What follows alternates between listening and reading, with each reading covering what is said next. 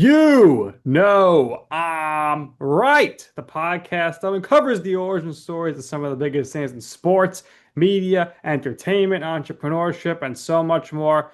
Joe, our guest today, we're very excited about him. He checks off a lot of those boxes. Big time entertaining guy. He's a businessman. He's an athlete. Happy to have another NFL player on with us here today. He's an entrepreneur. Yes, he's an NFL player. Unfortunately, I don't know if you're going to mention this at all, but as a New York Giants fan, Nick, I don't know about this upcoming season. We'll see. Oh, You can see him laughing, Austin's on the good team in the especially coming off of last season. But again, we're very, very happy to have him on, and he's also a friend of our friend David Meltzer. So that's a good touch to San Diego introduce. ties never die, I guess. And we're very happy to have him on. Thank you for coming on short notice. We welcome Austin Ekeler to the show. Austin, how you doing? Welcome. How's your day going? What's going on, boys? I appreciate you having me on. Yes. Hey, you Giants, how are we feeling about the Giants this year? I'm curious. Well, listen, we got. I think I would say that well-respected guy around the league. You're one of your peers, Russell Wilson, brings a lot more credibility to the franchise. So a little Yeah. fit in that matter, I guess. Hey, well, look, I'll be rooting for them as long as they're not playing us. I'll tell you that. All right, fair enough. Well, you know what? I root for you guys when you're not playing the Giants. So There you go. There you go. works Appreciate the out. respect. Appreciate it. But no, Well, thanks for having me on, boys. yeah, real quick on football before we even, get into stuff here. What was it like seeing that first year from Jaden Daniels last year as a teammate? Just incredible. Well, really, with quarterbacks, it's kind of a roll of the dice. You have expectations, and especially if you're a first or second round or first or second overall pick, Yeah. there's high expectations that you're going to come and actually participate pretty early on. And usually, if you're that pick, you're probably starting regardless because of the money that's been invested in your development. So, Jaden Daniels coming in, we knew a little bit about him. We knew he was good, and obviously Heisman winner. So, okay, high expectations. And this is actually the second time this has happened for me now. But now I've played with two rookie of the years, offensive rookie of the years. So Right. with Justin Herbert now and Jaden Daniels. So, So I maybe think I give the common denominator, Joe, is Austin Eckler. hey, it might be something. Right. There might be something there. But it's been great, man. It was awesome. It's kind of seeing him grow, and it's been awesome with him this offseason and seeing kind of that continuation of that development. So I'm excited for this year. It's going to be epic. All right, so we'll talk some more football later, and of course the fantasy football league. But I'm curious. I mean, very, very busy guy, especially during the season. In the off season, got to enjoy your time. But what's that first app you check in the morning when you put your phone up? First app I'm checking in the morning for me is YouTube, and it's Ooh, a that's a weird good reason one. for me though. It's because I have my music that I listen to on YouTube, and so usually I'm getting up in the morning, and for me and my wife to get us up, like I usually put some music on, and it helps us just kind of start to stimulate the mind, get ourselves going a little bit. So usually YouTube.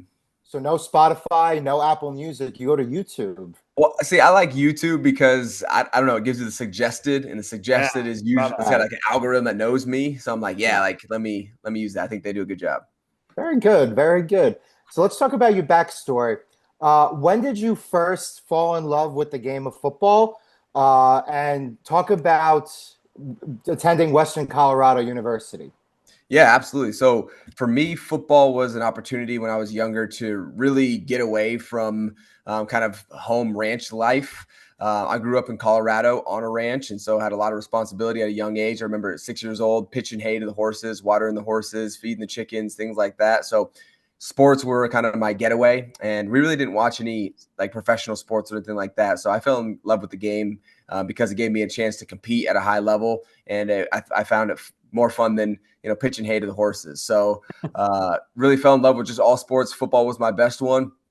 And, going into high school, ended up starting from my junior and senior year, had a pretty good 2 years, didn't really have any D1 offers or anything like that. And I had a small Division II school in Colorado up in the mountains come to me and say, hey, we'd love to take you on as a running back. It was the only scholarship that I was offered, and I ended up going to Western Colorado University. And a little backstory there. I was ready to go. I was ready for my next opportunity. I was like really, really energized for it. So the day I graduated, packed my truck up and actually went up to school, got a job, was like paying my rent, working out with the team, ready to start dedicating my life, my next 4 years to that school and that football program. So that's where I ended up going. And that's a little bit about my college career, and pretty much dominated while I was there for 4 years and got myself an opportunity. So college, obviously, you dominated there. You're the best player in the conference, best players in the school's history. But at what point were you thinking, okay, I realistically have a shot to make it into the NFL? Because you didn't get drafted, but did you know before the draft, like, okay, I have the talent, I can compete, I can make it there? I wasn't even thinking about going to the NFL until after my junior year. No one had really gone to the NFL from my school. I was the first one, so there was no scouts around campus. There was no pro days. There was none of that. There was no energy that was, hinting at the NFL. And so after my junior year, my coach came to me and said, "Hey, Austin, you have some scouts that are interested in like meeting and interviewing you and talking to you or asking about you." And I'm kind of like shocked, like, "What do you mean scouts?" Because for me, my energy was going into I was staying late at the library. Like I was using my brain to get my next opportunity. And I was so honed in on that. I had a job offer for an oil and gas company called Noble Energy. I had an internship for them. And that was where I was going. I was going to use that and get into real estate. And then that was going to kind of be my backbone and be my real estate portfolio that I was going to try to just continue to grow throughout my life. That was kind of the plan.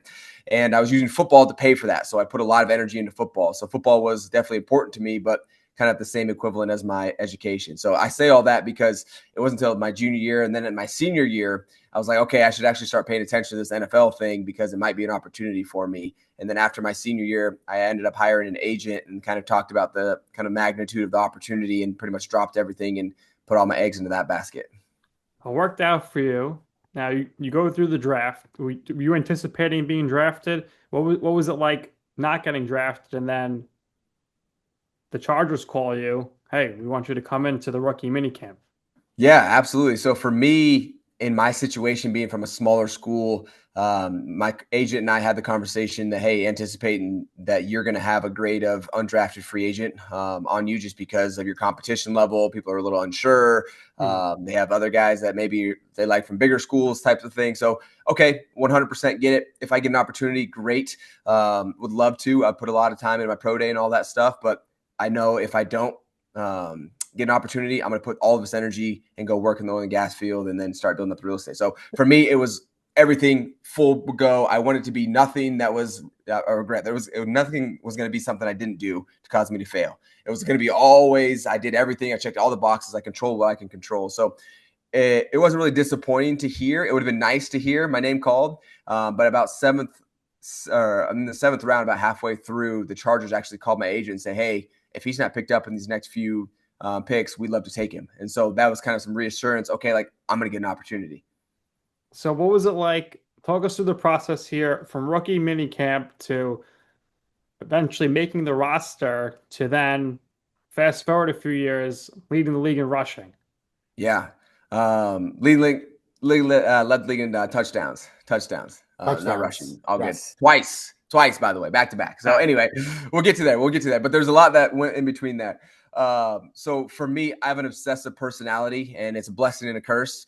It was a blessing at that time. That was probably the most stressful time of my life up to this point, because I understood that this opportunity that I had was not just to play football. This was to change the trajectory of my life. This was to, leave a legacy, to make an impact in my community and my family that really had not been made before. So it was everything in my power to make sure that I put all my energy in to make sure that there was nothing I regretted about this opportunity and didn't leave anything left on the table. So that's what I did. My rookie, I remember my first play.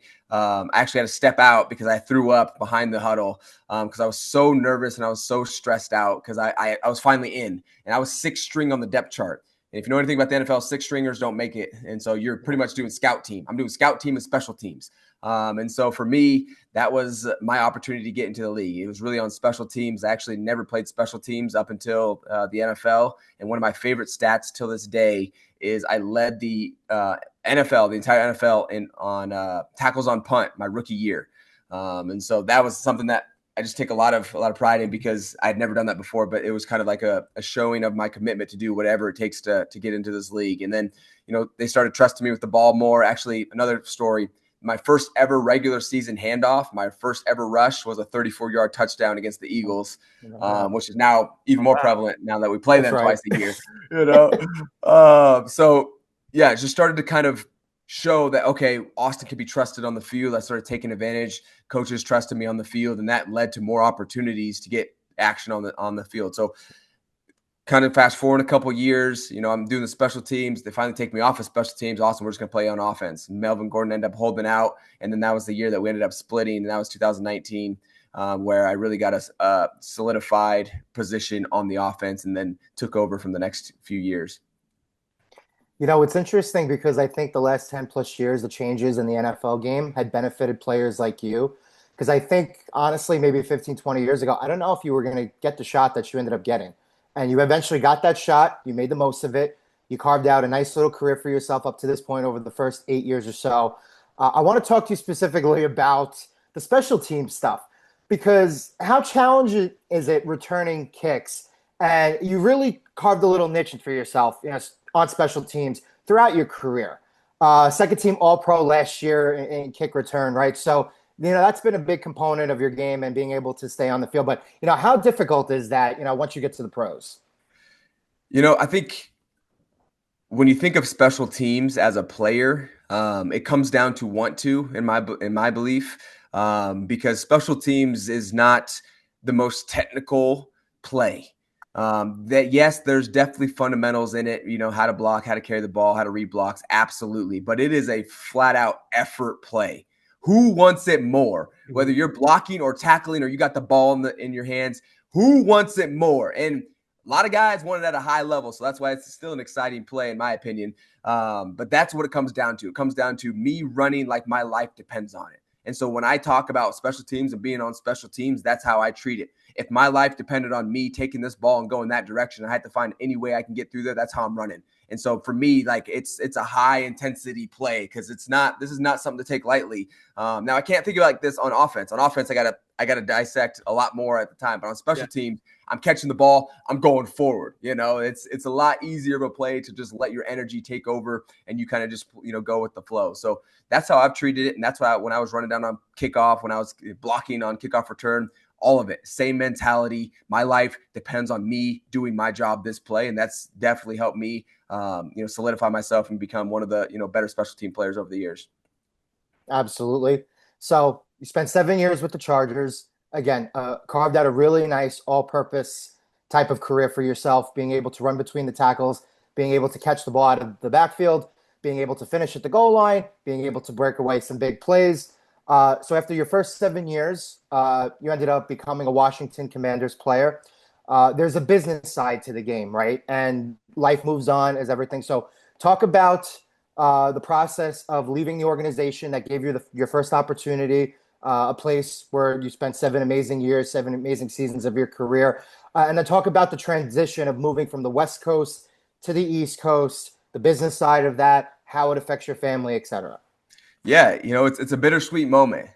Sweet because there's a new opportunity, a new place to go and establish some new roots, meet some new people, but bitter because, as players, we love to grow with the community, grow with the team, feel like we're a part of that team. And I had been for so long. So I made so many connections, and I still connect with those fans over there. I still see them in the comments. Like, we miss you back in LA. I'm commenting back, like, miss you guys too. Like, I truly do. That's a moment in my life that I will never forget. I'm very thankful for. Also thankful for the next opportunity that I got as well with Washington, because it's been an awesome experience on the East Coast as well. But yeah, so a story about moving my family. So when I became a free agent, free agency is like a frenzy. And especially during the year that I went to a free agency, because it was like Derrick Henry. It was like all these guys, the guys that got franchised, where's Saquon? Where's Tony Pollard? Where's Joe Mixon? Where's the rise of the running back again? Josh Jacobs. Where are we all going to land? Like, we're all free. Who's taking us?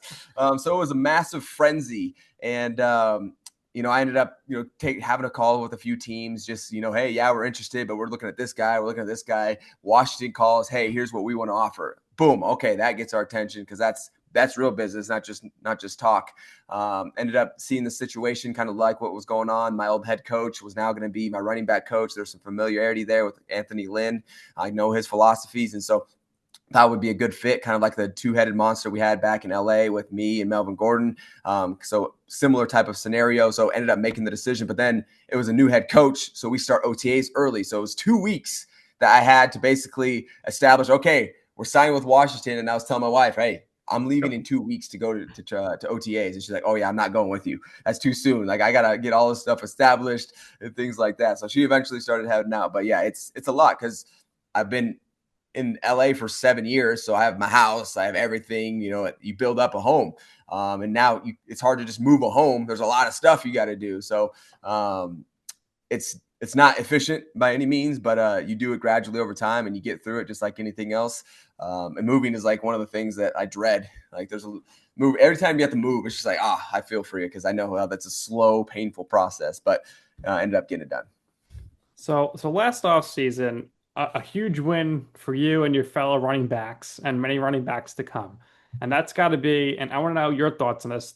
Saquon Barkley finally got paid, well deserved, ends up leading his team to the Super Bowl.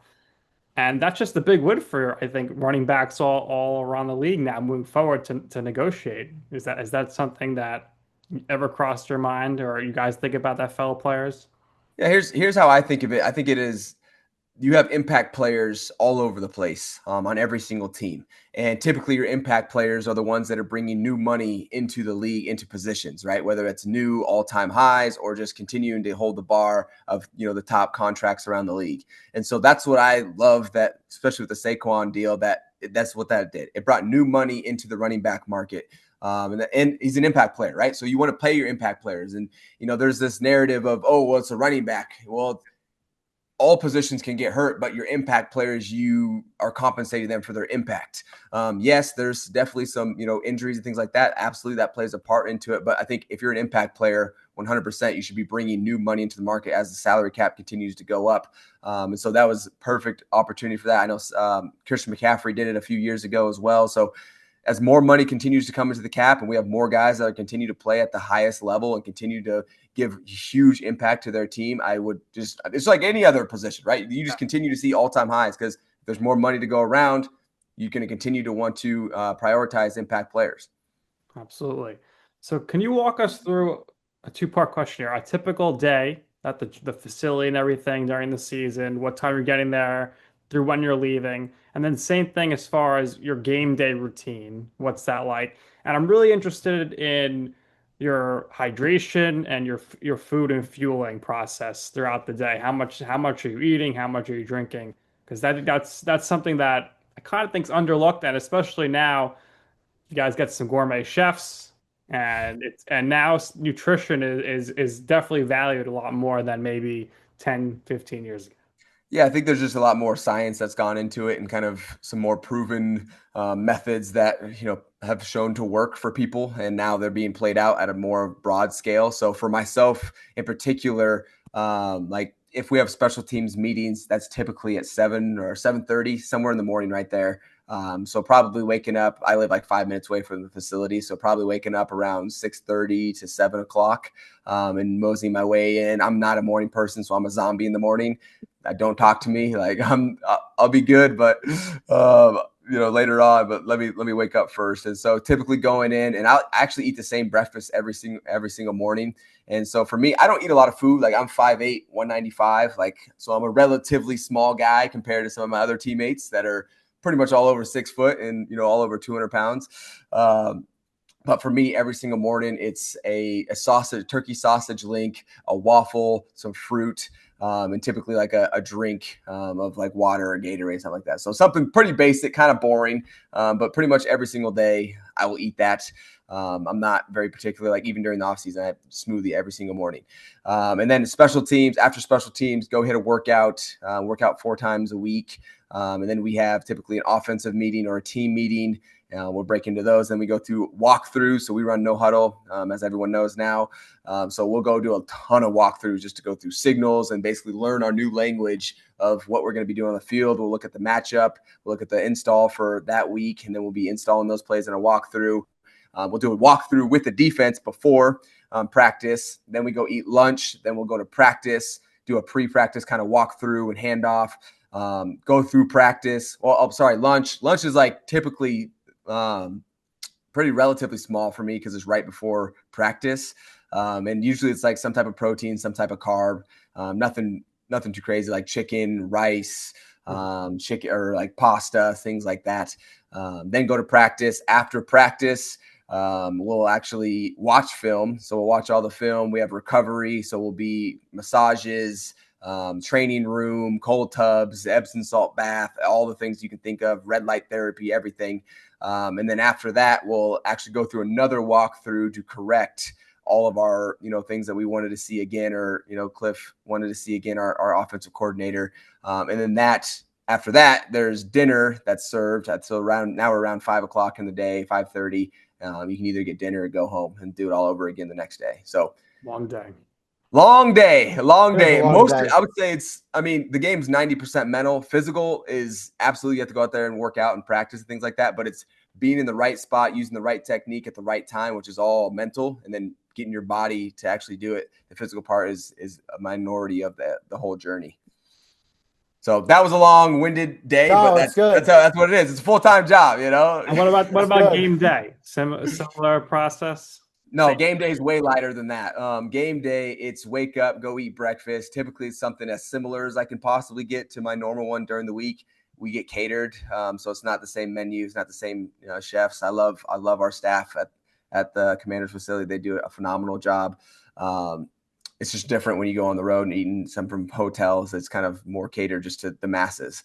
And so jump in and usually get some breakfast, and then we typically have like a walkthrough for like, our first 10 plays, and throwing in maybe some special plays that we have in there that we just want to get another walkthrough rep. So we'll probably walk through the plays that we're going to run probably like 10, 12 times before we actually run it on the game day one time.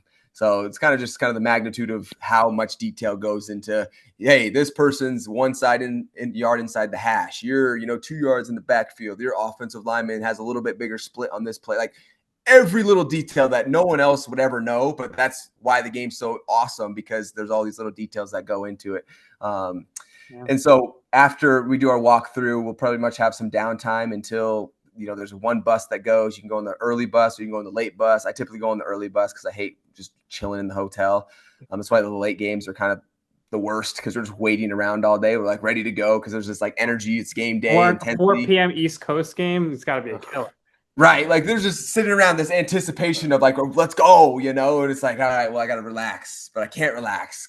But yeah, so it's kind of contradicting. But anyway, so then we'll head over, and then it's game days. Like there's a lot of warm-ups that we do, making sure your fit's looking good for your picture and all that, walking in, and then strapping up and letting it fly. Now, for these road games, like within an hour of the game ending, are you guys on the plane? Out of that quick? I wish. So the game's there was over. some video going around last year.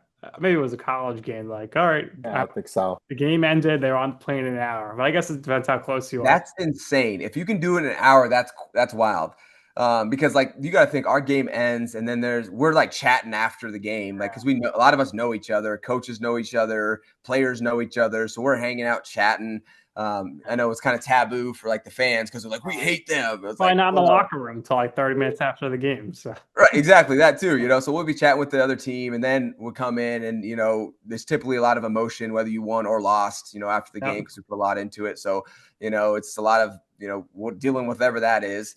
And then getting treatment after the games. Some guys, like I had stitches in my ear last year after the game, and so that's like 45 minutes to get this done. There's showering, got to pick up all the organization, the equipment, the riders, everybody that travels with us, like 200 people plus the team and all of our gear. So to get out of that in an hour after the game, and you got to drive to the airport and put it all on the plane. So probably like 3 hours after the game, we're on the plane is more realistic. Yeah. Not bad. That sounds about right? Yeah. Yeah, that's more realistic. Just you got to think we're moving a whole organization. It doesn't move fast. Yeah, absolutely. So we talked about growing up on the ranch, very clearly instilled those strong core values, a real sense of work ethic, hard work, right? And you talk about giving back to the community. So let's talk about some of the charitable things that you do, starting the Austin Ekeler Foundation, being able to give back to the community. how fulfilling and rewarding is that, especially with a guy like you who's got a really significant, strong fan base who seem to support you again, whether you're on the East Coast or the West Coast. Yeah, it's been awesome, and I think one of the cool things that we've done with my foundation in particular is leverage different things that people are already doing that they're excited about. For example, fantasy football, and now, for example, we've run this thing called Charity Draft, and so one of the biggest fundraisers we've done for the past 4 years for my foundation has been called Charity Draft, where we'll put up prizes. I'll put up game jerseys, game tickets. I'll fly you out to the game, dinners with me, signed gear. Fantasy guides and stuff like that, like a ton of just epic stuff that you're like, that sounds awesome.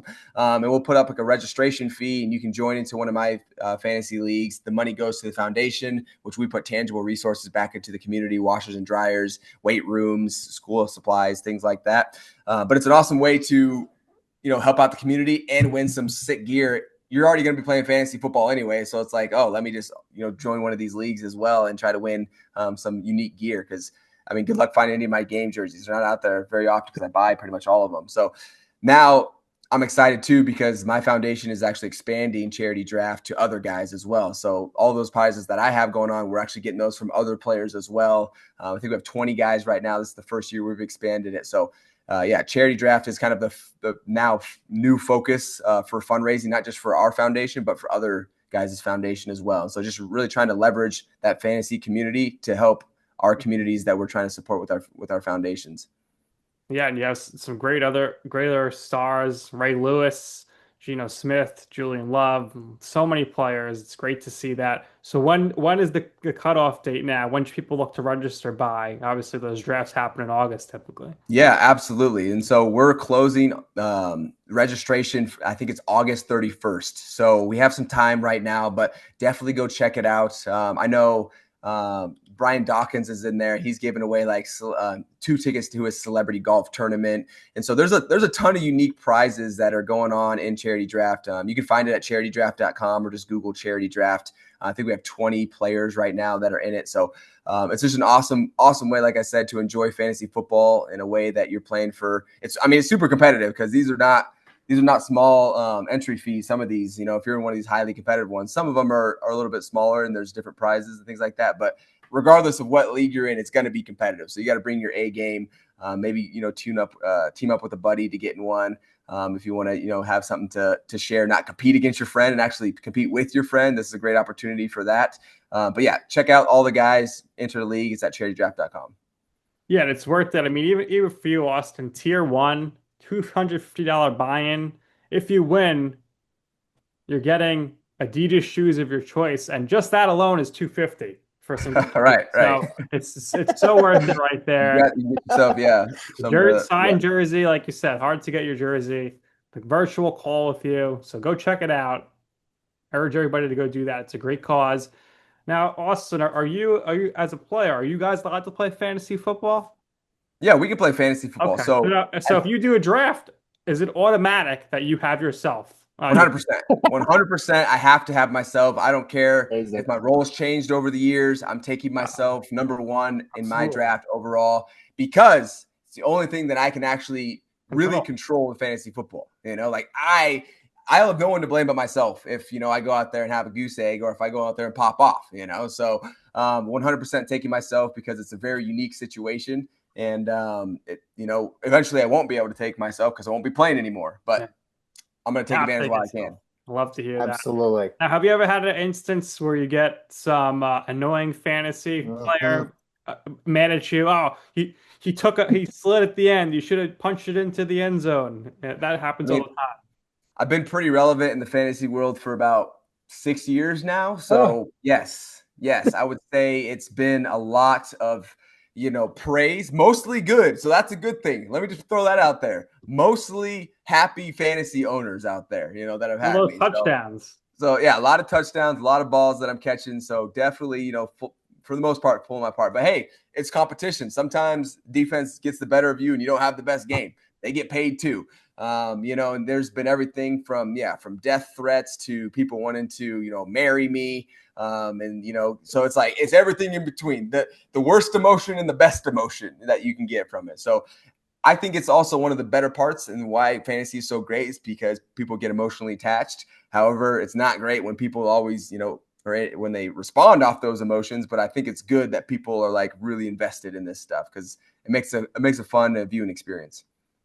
Well, perfect lead in with the marriage part because we want to talk about your wife, Melanie, what she's meant for you, the support through the years, obviously with the move across the country, as I keep reiterating. What does she mean to you and what does she mean to your family?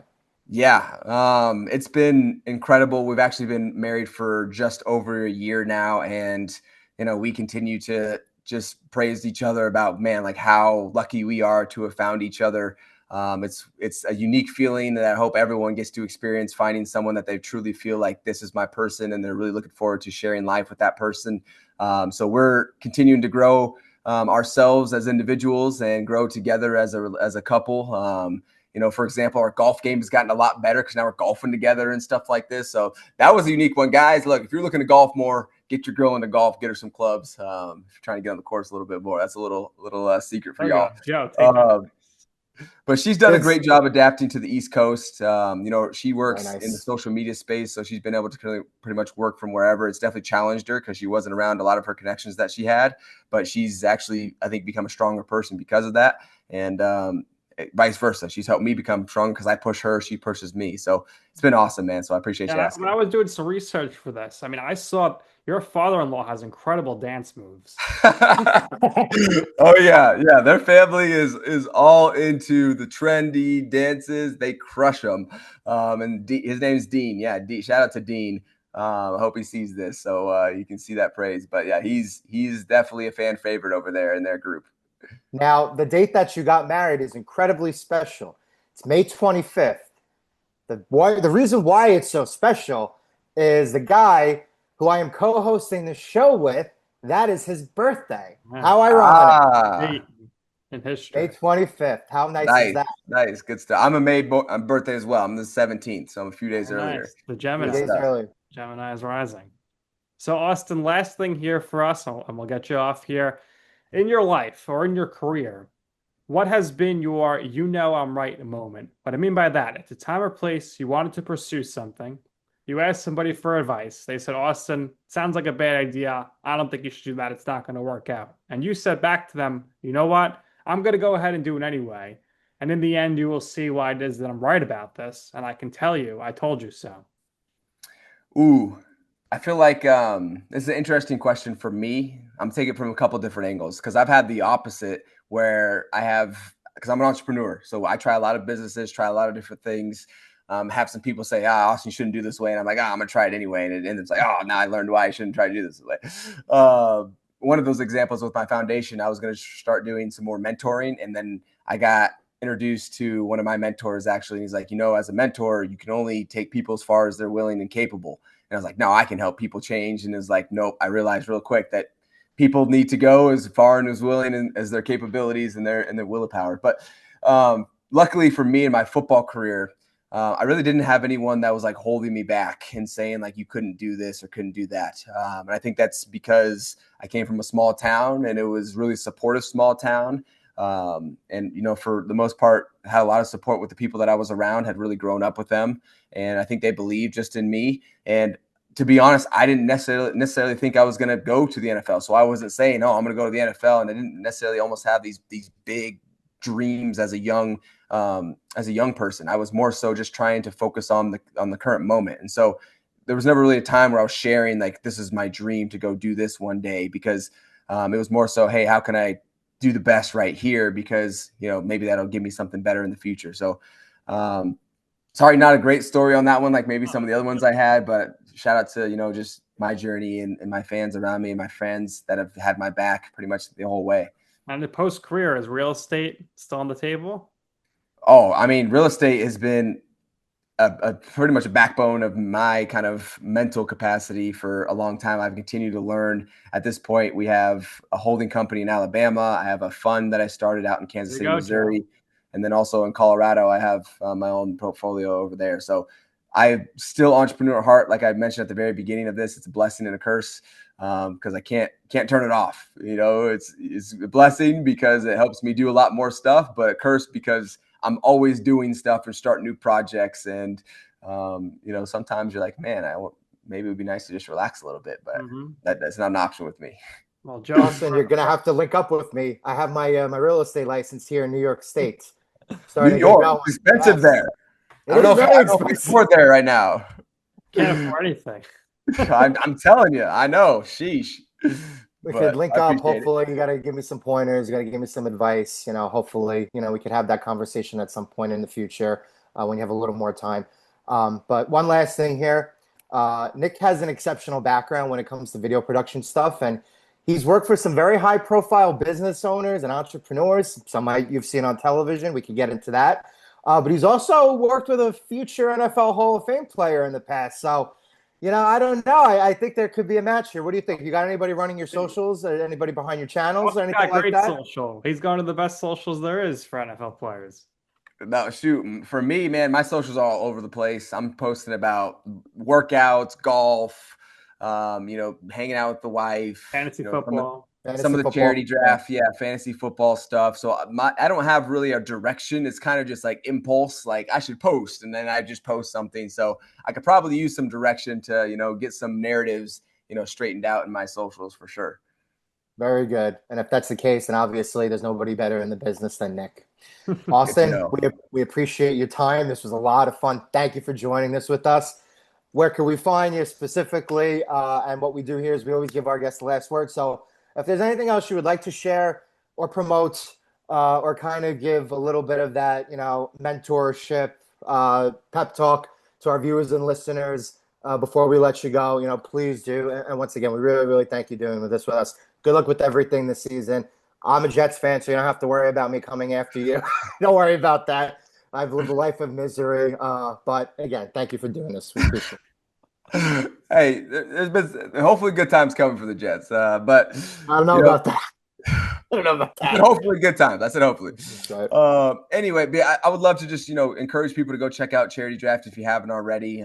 Check us out and see just, if there's someone that's interested into you or even if there's a cause that's interesting to you. But as far as a little bit of the motivation side, here's something that I always like to leave people with is that, just understand that right now, even if you're not in a spot that you want to be, right now is what's going to get you to your next opportunity. So if you're trying to get to another place in the future, it's going to be how you take advantage of what you have now. Not saying you want to progress in the career you're at right now, but the skills that you learn and the skills that you're obtaining where you're at in this moment in your life are going to help you be more equipped to actually take on a bigger next opportunity. So don't treat whatever you have like now as kind of like, hey, it's not really serious. It is serious. You might not be mentally serious about it, but don't treat it as like, this is your career. Treat it like this is an opportunity to develop me as an individual. And I think that'll be something that is easier to take on and then also more encouraging for you to use that to get to your next big opportunity. And so use me as an example. Never really expected the NFL, really just wanted to take advantage of what I had at the time because it helped me become a better version of myself,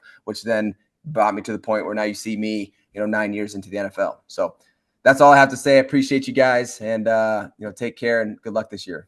All right, Austin, thank you for your time. Best of luck this upcoming season. Everybody go sign up for the Charity Fantasy Football League right now with Austin Ekeler. And that's going to do it here for this episode of You Know I'm Right. For our very special guest, Austin Ekeler, my co-host, Joe Calabrese, I'm Nick Durst, and this has been You Know I'm Right.